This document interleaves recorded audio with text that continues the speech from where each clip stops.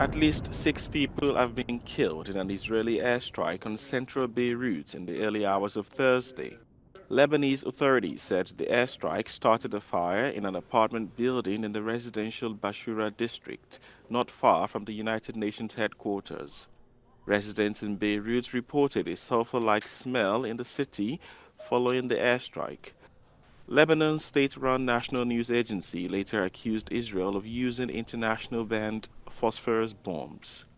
The attack was the second airstrike on central Beirut this week. Multiple strikes were also reported in Beirut's southern Dahieh suburbs. The Israeli Defense Force, IDF, issued evacuation orders for 5 buildings, but the area struck in central Beirut was not covered in those warnings. Throughout Wednesday, Israel's military engaged in close-range encounters with Hezbollah in southern Lebanon. The IDF released footage it said showed Israeli troops on the ground there. Meanwhile, about 8 IDF soldiers have died in combat since Israel began a ground invasion of southern Lebanon this week. According to the IDF, more than 240 rockets were fired from southern Lebanon towards northern Israel throughout Wednesday.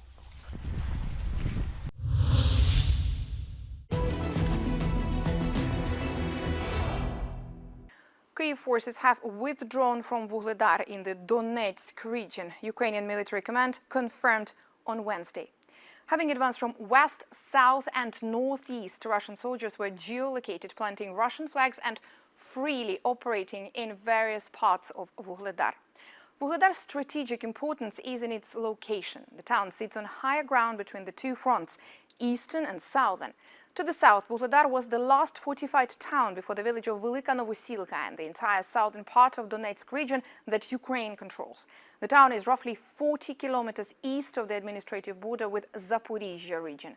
Controlling Vuhledar would also help Russian forces improve their railways logistics, which might help them advance further. 50 kilometers north from Vuhledar is Russia's primary target, the town of Pokrovsk. Although threatening to Pokrovsk's southern flank, Russian forces would need to maneuver across open terrain to meaningfully support offensive operations southeast of Pokrovsk. The Institute for the Study of War said it is unclear if Russian forces will make rapid gains beyond Vuhledar in the immediate future. Now, advancing across an open field area during the upcoming muddy season would be complicated for Russian forces. It is possible that Ukrainian military command factored the weather aspect in when deciding to withdraw its forces from Vuhledar. And whilst it won't be an issue for Russian forces to take the full control of the town now, the muddy roads and fields will be almost unusable for mechanized assaults should Russian forces decide to advance further. They might decide to wait for the ground to freeze before considering the next steps, which would happen in about a month in southern part of Ukraine's Donetsk region. The UK's Prime Minister Keir Starmer said that the relations between the UK and the European Union would be strengthened at pace during a meeting in Brussels. The Labour politician, however, refused to elaborate further on the exact shape relations between the UK and the EU would take. We should explore the scope for more cooperation while we focus on the full and faithful implementation of the Withdrawal Agreement, the Windsor Framework and the TCA.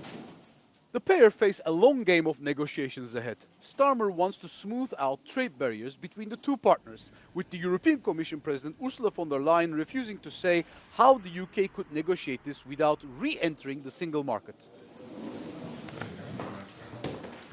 Good afternoon. On youth mobility, look, again, I have made it clear what our position is, and in particular that free movement is a red line. Despite the red lines, the two sides agreed to discuss relations in an atmosphere of warmth. Most people don't care about Brexit. It's not a priority issue for UK voters. It's maybe 5–10% of the population that considers EU relations a priority issue. But this is potentially an advantage for the UK government if it wants to get closer, because people aren't really paying attention. Both leaders have agreed to hold regular meetings to check on progress, with the first summit to take place in the first half of 2025.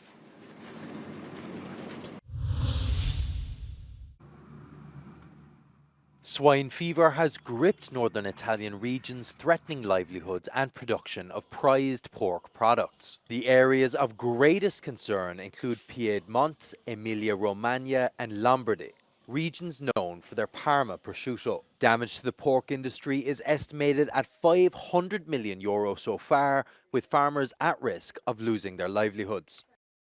E dalle analisi fatte abbiamo purtroppo scoperto il virus della peste nel nostro allevamento. Sono immediatamente scattate tutte le procedure che la normativa prevede, con l'abbattimento di tutti i capi presenti in allevamento, quelli malati e purtroppo anche quelli sani. As soon as the swine fever was confirmed in Italy, 12 countries, including China, Taiwan and Mexico, put an immediate ban on importing Italian pork, regardless of whether it was produced in an area where swine fever was detected or not. Activists and experts at Baku's climate summit are warning that extreme weather is threatening the world's food supply ahead of the COP29 UN summit in November. Speakers at the Baku Climate Action Week in the run-up to the city hosting the summit emphasized the importance of ports as a lifeline. Hurricanes and rising sea levels are disrupting the ability of ports to operate, stopping the flow of goods from food to medical supplies, putting pressure and harming countries' GDP. A non-profit organization focused on ports says it's publishing a report for COP29 to show how some ports are dealing with climate change. There are 17,000 ports around the world and 30 million individuals work directly within them. So it's not just imports and exports, and people's livelihoods are dependent on ports. The countdown to COP29 is on in Azerbaijan. The country says one of its focuses will be on water. It wants communities to come together and create knowledge hubs, sharing information that will lead to policies that will protect water basins. Another topic discussed at the summit was how technology could mitigate the impacts of climate change. What kind of action can they take?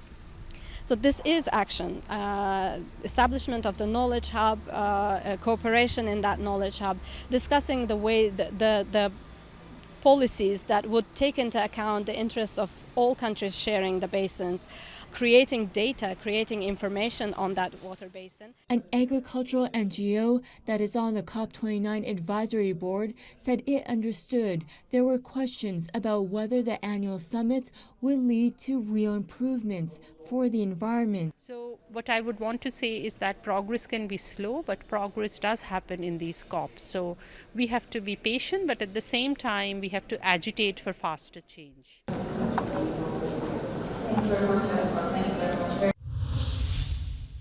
Rui de Carvalho's life is on stage. That's how he sees it. That's how he wants it to continue. At 97.5 years old, he is the oldest theatre actor in the world still working. 4 days a week, he fulfills the ritual of arriving here at the Malaposta Theatre on the outskirts of Lisbon and donning the skin of Major Metcalf in Agatha Christie's play The Mousetrap. Eu sou ator há 83 anos e tenho 97 anos e 6 meses. Como vê, já tenho quase 98 anos e represento ainda. Portanto, acho que não há muitos no mundo a fazer o que eu estou a fazer. Que eu faço com muito agrado e gosto muito de fazer o meu trabalho. Acho que não devo desistir enquanto eu tiver possibilidade de continuar a trabalhar. Eu trabalho porque sinto que tenho memória, que sou capaz de decorar ainda um texto. Peço para não serem coisas muito grandes, para eu ter muita dificuldade e não perder muitas horas a estudar, porque eu estudo.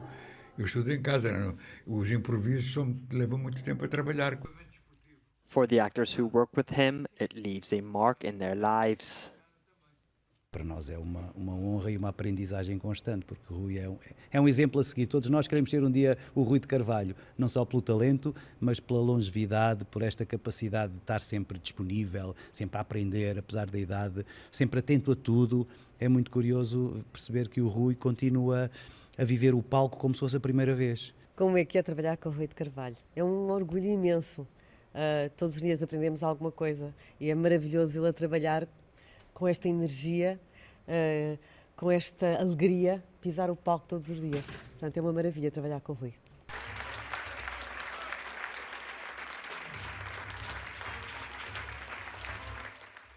Quando a Ratoeira da Agatha Christie estreou em Londres há 72 anos, Rui de Carvalho já era profissional de teatro há 5 anos.